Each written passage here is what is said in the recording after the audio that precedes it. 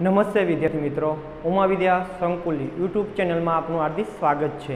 આજે આપણે ધોરણ 11 કોમર્સની અંદર આંકડાશાસ્ત્ર વિષયની અંદર વિભાગ આપણે સ્વાધ્યાય 5મો આવૃત્તિ વિતરણની વિષમતા એની અંદર વિભાગ ડી એક આપણે બાકી આપણે પૂરો કરીશું આજે લઈને।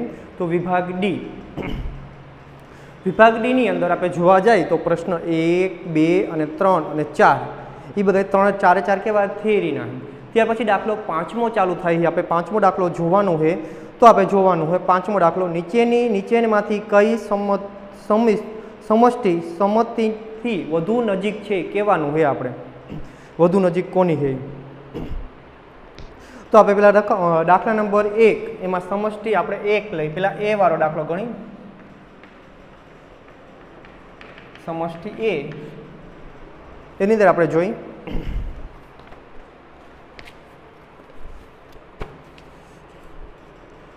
તો એમાં આપણે જોવા જઈએ તો x બાર બરાબર 56 બહુલક બરાબર 60 અને s બરાબર આપણને 24 આપ્યા। જ્યારે આપણને b બરાબર જોવા જાય સમષ્ટિ b બરાબર જોવા જાય તો એમાં આપણને x બાર બરાબર 56 મધ્યસ્થ બરાબર 60 અને s બરાબર 30 આટલી વસ્તુ આપણને આપેલી છે।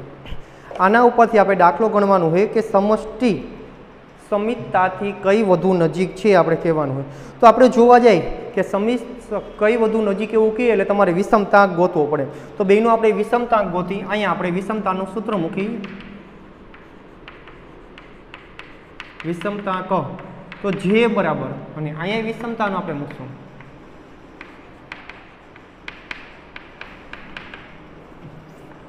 હવે યાદ રાખવાનું આપણે જે માહિતી જ્યારે એમ કે સમષ્ટિ સમષ્ટિ સમિતતાથી વધુ નજીક છે ત્યારે વિષમતાંક જ ગોતવાનું, તમારે એટલું યાદ રાખવાનું।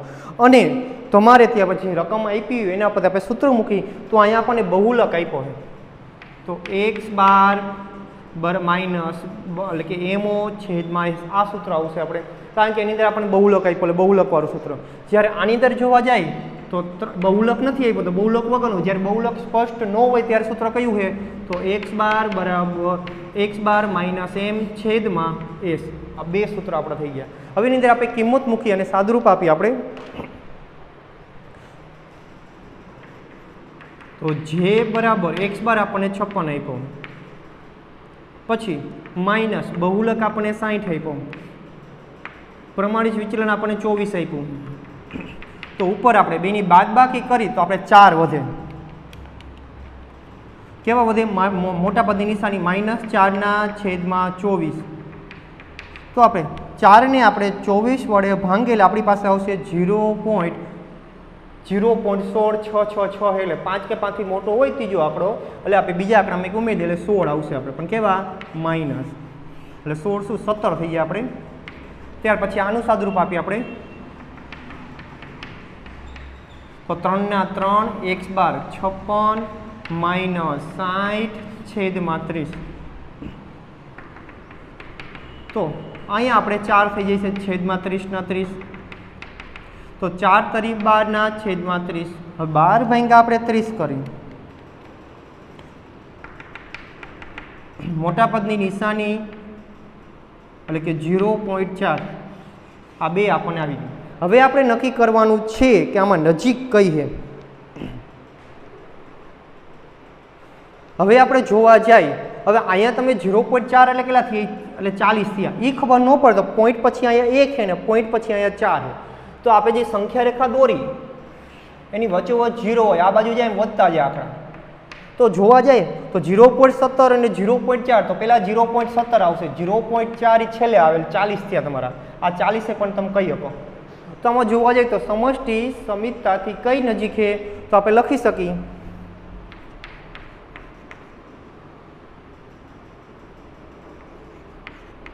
સમષ્ટિ એ નજીક થાય, આ 40 છે 0.40 કહેવાય, 0.4 એટલે 0.40 જો સમષ્ટિ એ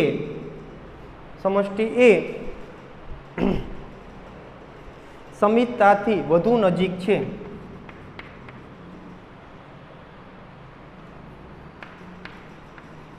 વિષમતાથી વધુ નજીક છે. આપણે જવાબ માંગ્યો તો આપણને ખબર પડી ગઈ કે 0 જે આ બેમાંથી આપણે જે જવાબ આપે એમાંથી 0ની નજીક કોણ હોય? જે 0ની નજીક હોય એનો જવાબ હોય એ સમિષ્ટા રે એ સમિતતાથી વધુ નજીક હોય. ત્યાર પછી આપણે જોઈએ દાખલા નંબર એમાં 2, દાખલા નંબર 5મો ગયો, દાખલા નંબર 6. તો રકમની અંદર આપણે શું આપેલું એ પહેલાં જોઈએ આપણે. તો નીચેની માહિતી પરથી યોગ્ય પદ્ધતિનો ઉપયોગ કરી વિષમતાંક શોધો અને સમષ્ટિ A અને સમષ્ટિ B માંથી કઈ સમષ્ટિ વધારે વિષમ છે તે નક્કી કરવાનું કીધું આપણને. તો પહેલા જે રકમ આપી રકમ લખી આપે. તો સમષ્ટિ A માટે આપણે જે આપ્યું લખી. તો એ માટે એવું કીધું કે 4Q1 બરાબર 3Q2 બરાબર 2Q3 બરાબર 144. હવે સમષ્ટિ B માટે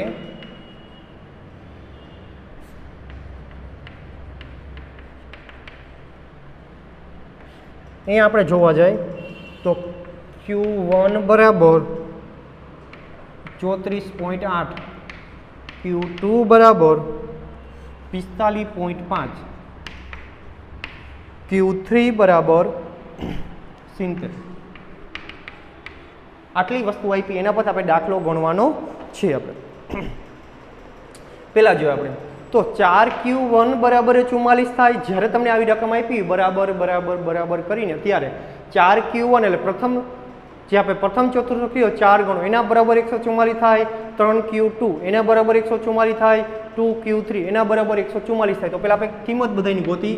તો 4Q1 બરાબર 144, 3Q2 બરાબર 144, 2Q3 બરાબર 144.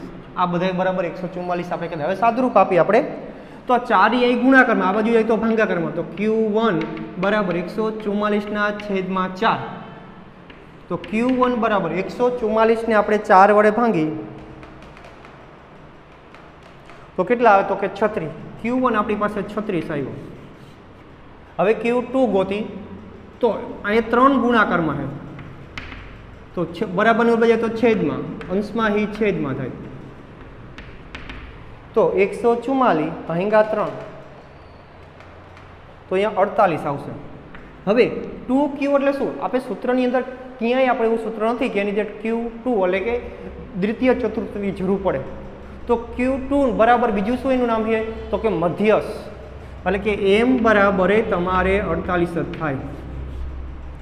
હવે અહીંયા અંશમાં Q3 એટલે 2 ગુણાકારમાં બરાબરની ઓલી બાજુ જાય સામેની સાઈડ તો છેદમાં.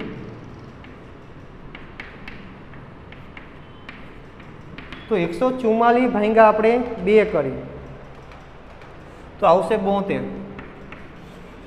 હવે આપણે ગોતવાનું શું કીધું કે વિષમતાંક.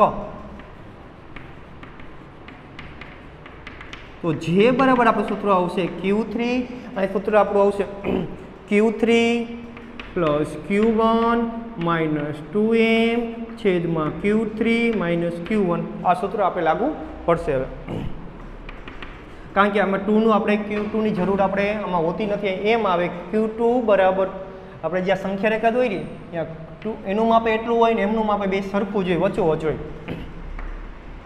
હવે Q3 તો Q3 આપણી પાસે 72 છે પ્લસ Q1 આપણી પાસે 36 છે માઇનસ 2 ના 2 આપણી પાસે મધ્યસ્થ આપણી પાસે કેટલો છે? તો કે 48 છેદમાં 72 માઇનસ 36. સાદુરૂપ આપી બેનું.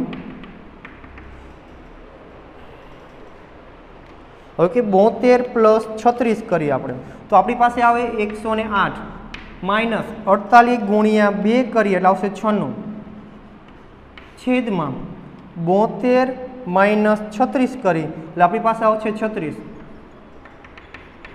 તો 108માંથી 96 જાય તો આપણી પાસે 12 વધે. 12 ના છેદમાં 36 તો 12 ભાગ્યા આપણે 36 કરી તો આપણી પાસે આવશે 0.33. ત્યાર પછી આપણે તો આની અંદર આપણે જોવા જઈએ ડાયરેક્ટ બધાની કિંમત આપી દીધી છે. તો આપણે શું કરશું? સીધું આપણે વિષમતાનું સૂત્ર મૂકી વિષમતાંક તો જે બરાબર Q3 plus Q1 minus 2m છેદમાં Q3 માઇનસ Q1. તો Q3 આપણને કેટલો આપ્યો તો કે 70 આપ્યો અહીંયા, પ્લસ Q1 આપણને કેટલો આપ્યો તો કે 34.8 માઇનસ 2 ના 2 મધ્યસ્થ આપણને કેટલો આપ્યો તો કે 45.5 છેદમાં Q3 કેટલો આપ્યો તો કે 70 માઇનસ Q1 કેટલો આપ્યો તો કે 34.8.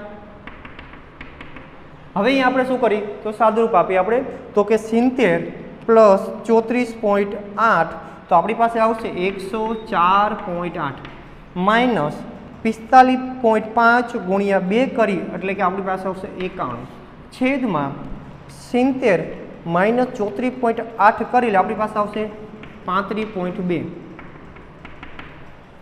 હવે આપણે શું કરશું તો કે ઉપરની આપણે બાદ બાકી કરી, ઉપરની બાદ બાકી એટલે આપણી પાસે કેટલા છે 104.8 માઇનસ 91. આપણે માઇનસ 91 કરી એટલે 13.8 આવશે ઉપર આપણે છેદમાં 35.2. 13.8 ભાંગ્યા 35.8 કરી આપણે એટલે આપણી પાસે આવશે 0.385. 38 એટલે એક વધી જાય એટલે 39 થઈ જશે 0.39. આ બેના જવાબ આવી ગયા. આપણને કીધું શું એ જોઈ તો આપણને એવું કીધું હતું કે સમષ્ટિ એ અને સમષ્ટિ બી માંથી કઈ સમષ્ટિ વધારે વિષમ છે તે નક્કી કરો.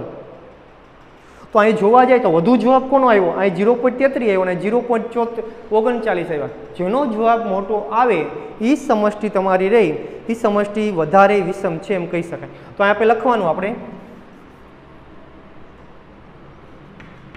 તો સમષ્ટિ એ કરતા સમષ્ટિ બી વધુ વિષમ છે. કારણ કે એનો જવાબ ઓછો છે, બીનો જવાબ કેવો હોય સમષ્ટિ બીનો વધુ છે, તો કહી શકાય કે એ સમષ્ટિ એ કરતા સમષ્ટિ બી વધુ વિષમ છે. આપણે ત્યાર પછી આપણે જોવા જાય તો ત્યાર પછીનો દાખલો આવે છે આપણી પાસે દાખલા નંબર આવે છે 7. એક આવતી વિતરણમાં મધ્યસ્થથી તૃતીય ચતુર્થક 12.8 જેટલા અંતરે અને મધ્યસ્થથી પ્રથમ ચતુર્થક 11.2 જેટલા અંતરે છે. તો વિષમતા અને વિષમતાંક શોધવા, એ બંને વસ્તુ આપણે ગોતવાની છે. વિષમતા ગોતવાનો છે અને વિષમતા ગોતવાની છે આપણે.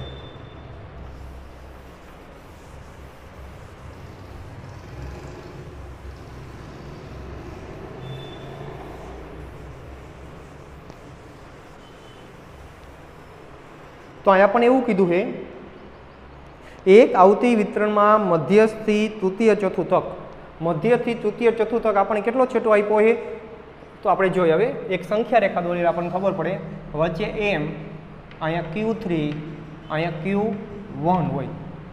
તો આપણે કીધું છે શું કીધું આપણી વાંચી તૃતીય મધ્યસ્થથી આ મધ્યસ્થ આપ્યો. તો મધ્યસ્થથી તૃતીય ચતુર્થકનું બેનું અંતર આપ્યું છે. મધ્યસ્થથી તૃતીય ચતુર્થક કેટલો દૂર છે ને આપણને આ આપેલું છે અંતર. એ કેટલું અંતર આપણે આપ્યું છે તો કે 12.8 આપ્યું છે. આ અંતર આપણે 12.8 આપ્યું છે. અને બીજું આપણે જોવા જાય તો અહીંથી આ હવે જો અહીંથી 0 થી ચાલુ કરી Q3 સુધી કે 0 થી ચાલુ કરી M સુધી મધ્યસ્થ સુધી તો બે અંતર આપણે આપ્યા છે. એમાંથી આપણે Q3 નું અંતર છે એમાંથી M નું આટલું અંતર કાઢી નાખી તો આ અંતર જે વધે 12.8 વધે. તો સૂત્ર આવું બને મોટું કોણ હોય તો કે M કરતા એટલે Q1 એટલે પ્રથમ ચતુર્થક કરતા મધ્યસ્થ મોટો હોય, મધ્યસ્થ કરતા તૃતીય ચતુર્થક મોટો હોય. જે મોટો હોય પહેલા લખીએ આપણે તો Q3 માઇનસ મધ્યસ્થ બરાબર 12.8 આમ આપ્યું આપણને.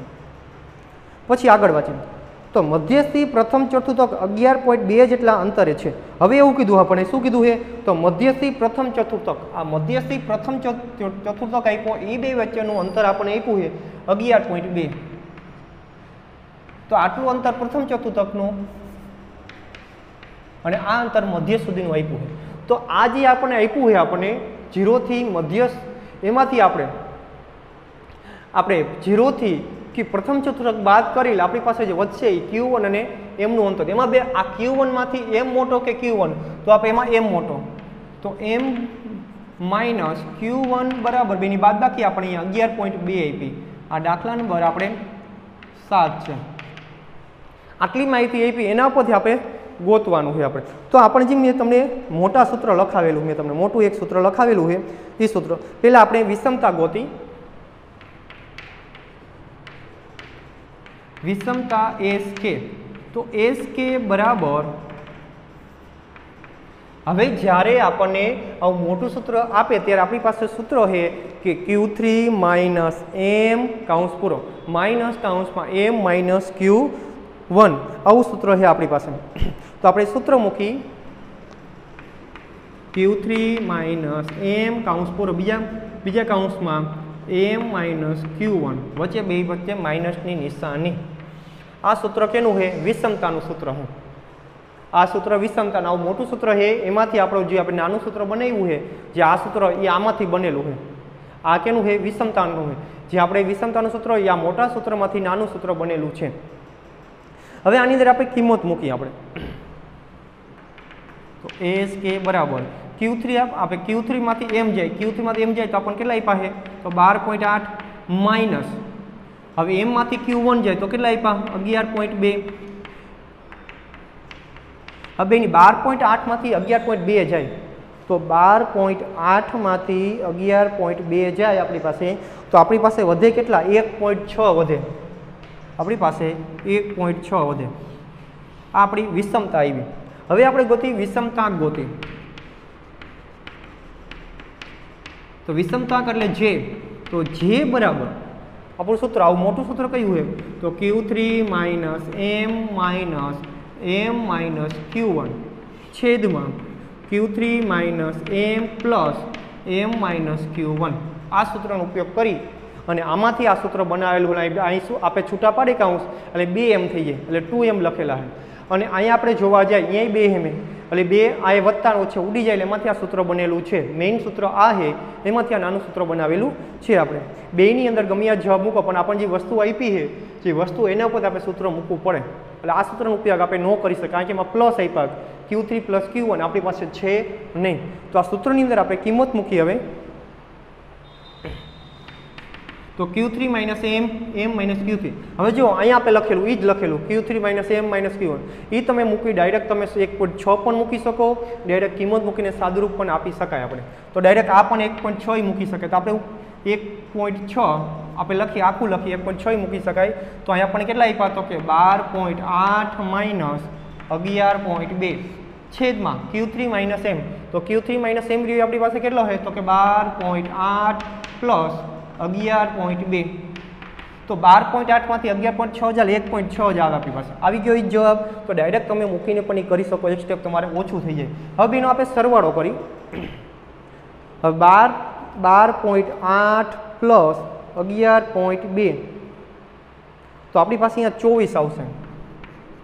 તો જે બરાબર 1.6 ભાંગ્યા 24, તો 0.07 આવશે આપણી પાસે. 0.0666 છે, એટલે બીજા આંકડામાં એક ઉમેરી દઈએ એટલે આપણી પાસે જવાબ આવે 0.07 એટલે 7. આ આપણી શું આવી? વિષમતાંક અને વિષમતા આવી. વિષમતા આપણી કેટલી આવી? તો કે 1.6. વિષમતાંક કેટલા આવ્યા? 0.07 આવ્યો આપણી પાસે. ત્યાર પછી આગળ આપણે જોઈ,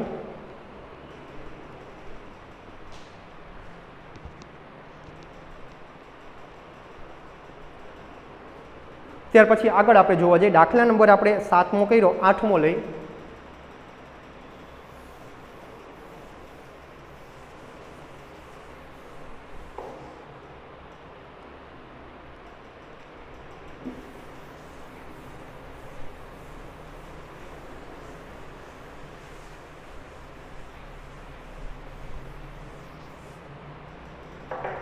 દાખલા નંબર 8.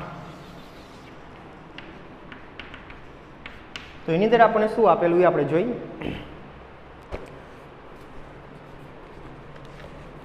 દાખલા નંબર 8, એક માહિતી માટે ચલનાંક આપ્યો આપણને. ચલનાંક બરાબર 25%. પછી આપણને x બાર એટલે મધ્યક આપ્યો છે 32, AMO એટલે બહુલક આપ્યો 32.2. તો વિષમતાંક ગોતો આપણે. વિષમતાંક એટલે જે ગોતવાનું છે. હવે આની અંદર આપણે જોવા જાય તો આપણને પહેલાં વિષમતાંક આપણે ગોતવાનું કીધું, ત્યારે આપણને બહુલક આપ્યો, x બાર આપ્યો, મધ્યક આપ્યો, ત્યારે આપણું વિષમતાંકનું સૂત્ર શું આવે? તો વિષમતાકનું સૂત્ર એવું હોય x બાર માઇનસ એમઓ છેદમાં એસ લેવો પડે. એસ આપણને આપ્યો નથી તો એ ચલનાક ઉપરથી આપણને એસ મળે છે. તો ચલનાકનું સૂત્ર પહેલાં લખવું પડે. ચલનાક બરાબર એસના છેદમાં x બાર ગુણ્યા 100. આ ગુણાકારમાં 100 કરો ને ટકા રે ટકા તમારે નીકળી જશે. આ આપણું સૂત્ર છે. ચલનાકનું સૂત્ર અત્યાર સુધી મેં લખાવેલું નથી તમને. ચલનાક બરાબર એસના છેદમાં x બાર ગુણ્યા 100 આ સૂત્ર. હવે એની અંદર આપણે કિંમત મૂકી તો ચલનાક આપણો કેટલું આપ્યો તો કે 25 અને અહીંયા આપણે ટકા આપણે 100 ગુણાકારમાં લીધા છે એટલે અહીંયા 25 આવી જશે, ટકા નીકળી જશે. તો 25 ગુણ્યા એસ આપણને નથી આપ્યો છેદમાં x બાર આપણે 32 આપ્યા ગુણ્યા 100. તો આ 32 એ છેદમાં છે બરાબરની સામેની પાર જાય તો અંશમાં આવી જાય ગુણાકારમાં. તો 25 ગુણ્યા 32 બરાબર એસ ગુણ્યા 100. તો આપણે અહીંયા ગુણાકાર કરીએ તો 25 ગુણ્યા 32 કરી તો આપણી પાસે કેટલા આવશે તો કે 800. 800 બરાબર એસ ગુણ્યા 100. શું અહીંયા ગુણાકારમાં બરાબરની આ બાજુ આવે તો છેદમાં તો કે 800 છેદમાં 100 બરાબર એસ. તો આપણી પાસે એસ બરાબર 8 આવશે. તો પ્રમાણિત વિચલન આપણી પાસે કેટલું આવ્યું 8 આવ્યું. હવે આપણે વિષમતાકનું સૂત્ર મૂકી.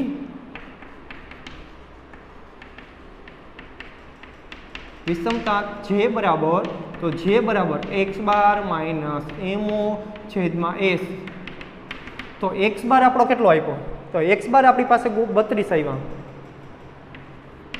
માઇનસ એમઓ એટલે કે બહુલક આપણને કેટલો આપ્યો તો કે 32.2 આપ્યા છેદમાં આપણી પાસે પ્રમાણિત વિચલન કેટલું આવ્યું તો કે 8 આવ્યું. તો 32 માંથી 32.2 જાય તો આપણી પાસે વધે 0.2 વધે મોટા પદની નિશાની એટલે માઇનસ છેદમાં 8. તો 0.2 ભાંગા 0.2 ભાંગા આપણે 8 કરી તો 0.025 આવશે. 0.025 એને તમે 2 આંકડા રાખો હોય તો 0.03 પણ ચાલે. બે જવાબ આપણે લખી શકીએ. ત્યાર પછી આગળ આપણે જોઈએ એક દાખલો આપણે લઈ લઈએ પછી આપણે આપણી પાસે 3 દાખલા વચ્ચે આપણી પાસે એક દાખલો આપણે જોઈ લઈએ.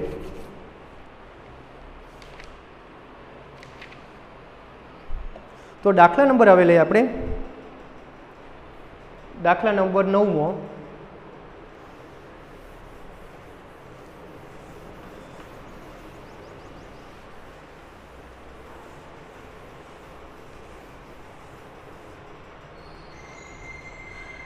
એમાં આપણે આપેલું શું એ લખી પહેલા. તો દાખલા નંબર 9 તો કે n બરાબર 20 સિગ્મા x બરાબર 640 સિગ્મા x સ્ક્વેર બરાબર 20,800 અને એમ એટલે કે મધ્યસ્થ 32.2 આપણને આપેલા. અને ગોતવાનું શું આપણે ઉપર કીધું નીચેની માહિતીનો ઉપયોગ કરી વિષમતાક ગોતો. વિષમતાક ગોતવાનું કીધું. તો વિષમતાકની અંદર જ્યારે આપણને મધ્યસ્થ આપે તો સૂત્ર આપણું વિષમતાકનું કયું લાગુ પડે x બાર માઇનસ એમોના છેદમાં એસ વાળું સૂત્ર લાગુ પડે આપણે. તો એની અંદર જોવા જાય તો આપણે આ એમઓ વાળું સૂત્ર લાગુ નહીં પડે. શું કામ તો કારણ કે આપણે એમઓ મધ્યસ્થ આપેલો હોય બહુલક આપેલો નથી. તો આપણું સૂત્ર કયું છે તો 3 વાળું આગળ. તો 3 કાઉન્સમાં x બાર માઇનસ એમ છેદમાં એસ વાળું સૂત્ર આપણે લાગુ પડશે. તો આપણે સૂત્ર આપે આ લાગુ પડે વિષમતાક જે બરાબર 3 કાઉન્સમાં x બાર માઇનસ એમ છેદમાં એસ.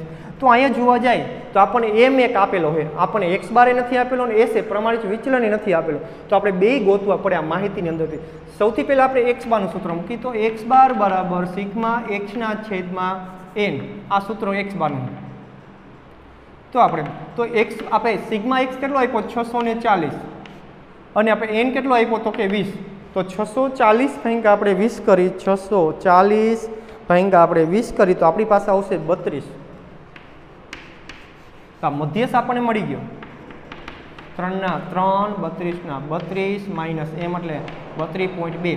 હવે પ્રમાણિત વિચલન આપણને નથી મળ્યું તો પ્રમાણિત વિચલન આપણે ગોતવું પડશે. તો પ્રમાણિત વિચલન ગોતવા માટે પ્રમાણિત વિચલનનું આપણી પાસે સૂત્ર છે. તો સૂત્ર લખીએ અહીંયા તો રૂટની અંદર સિગ્મા x છેદમાં n સિગ્મા એક્સ સ્ક્વેર છેદમાં એન માઇનસ સિગ્મા એક્સ છેદમાં એન કાઉન્સ ઉપર સ્ક્વેર. આ સૂત્ર આપણે લાગુ પડે આપણને. આ સૂત્ર તો આપણે લખાવેલું છે તમને. એ સૂત્ર આપણે ડી વાળું જે સૂત્ર લખાવ ડીની જગ્યાએ આમાં આપણી પાસે એક્સ આવે. હવે આપણે જો એની અંદર કિંમત મૂકીએ આપણે તો સિગ્મા એક્સ સ્ક્વેર કેટલો આપ્યો તો કે 20,800 આપેલો છેદમાં એન કેટલો આપ્યો તો કે 20 માઇનસ સિગ્મા એક્સના છેદમાં એન હે તો સિગ્મા એક્સ આપણી પાસે કેટલો આપ્યો 640 છેદમાં એન કેટલો આપ્યો તો કે 20 આપ્યો 2. હવે એટલું તમે જો સિગ્મા એક્સના છેદમાં એન એ સૂત્ર કેનું એક્સ બારની ડાયરેક્ટ કિંમત પર મૂકી શકો, પરંતુ એ મૂકતા પહેલાં તમે એટલું ધ્યાન રાખવાનું કે ડાયરેક્ટ ક્યારે મૂકવાનું. જો અહીંયા પોઈન્ટમાં આવે તો પોઈન્ટમાં તમારે વેરિએશનથી જવાબ તમારો થોડોક અલગ આવી શકે છે. એટલે પોઈન્ટમાં બને ત્યાં સુધી ડાયરેક્ટ મૂકવાનું નહીં આપણે. એટલે આપણે ડાયરેક્ટ ક્યારે નહીં મૂકવાનું. જે કિંમત આપી એક સાદુરૂપ આપણે કરવું પડે, ખાલી એ જ આપણે સ્ટેપ વધે છે એ જ આપણે ધ્યાન રાખવાનું. તો 20,800 ભાંગ્યા આપણે 20 કરી 20,800 ભાંગ્યા આપણે 20 કરી તો આપણી પાસે કેટલા આવશે 1040 એટલે 1040 આવે માઇનસ આ બે આપણે ભાંગાકારમાં લઈ તો આપણી પાસે 32 આવે. અહીંયા પૂર્ણાંકમાં એટલે મૂકી શકો ડાયરેક્ટ, પણ પૂર્ણાંકમાં ન હોય પોઈન્ટમાં હોય ત્યારે જવાબમાં થોડુંક વેરિએશન આવી શકે. તો 32નો સ્ક્વેર તો 1040 માઇનસ 32નો સ્ક્વેર કરીએ આપણે તો 32નો સ્ક્વેર એ કેટલો આવે છે 1024 એટલે 1024. તો બેની બાદબાકી કરી 1040 માઇનસ 1024 તો આપણી પાસે વધશે 16નું વર્ગમૂળ કાઢીએ આપણે એટલે આપણી પાસે આવે 4. તો પ્રમાણિત વિચલન આપણે કેટલું આવ્યું આપણી પાસે 4 આવ્યું.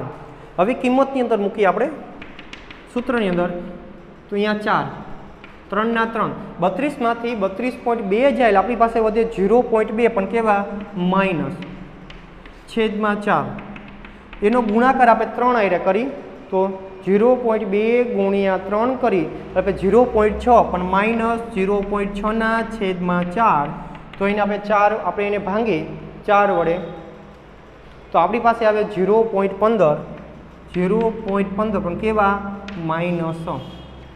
આ રીતે આપણે જે ન આપ્યું એના સૂત્ર મૂકીને આપણે ગોતી શકીએ. મેઇન પહેલાં સૂત્ર ખબર ન પડે કયું સૂત્ર આવે તો પહેલાં મેઇન સૂત્ર મૂકી દેવાનું એટલે આપણને ખબર પડશે આપણે કઈ વસ્તુ આમાં ગોતવાની છે. એટલે આપણે મેઇન સૂત્ર મૂકીને આપણને ખબર પડી જાય આમાંથી કઈ વસ્તુ ખૂટે છે. હવે આપણે જોવા જાય તો હજી આપણે 4 દાખલા બાકી નેક્સ્ટ ટાઈમ મળશું ત્યારે આપણે દાખલા 4 ગણશું અને ત્યાર પછી સ્વાધ્યાય આપણે પૂર્ણ કરશું. ત્યાર પછી આપણે નવું સ્વાધ્યાય આપણે ગમે એકાદું ચાલુ કરશું. આપણે આજનો લેક્ચર આપણે પૂર્ણ કરીએ. આજે મેં તમને 5 દાખલા જે ગણાવ્યા એકવાર જાતે ગણી લેવાના, નોટમાં લખી લેવાના. અસ્તુ.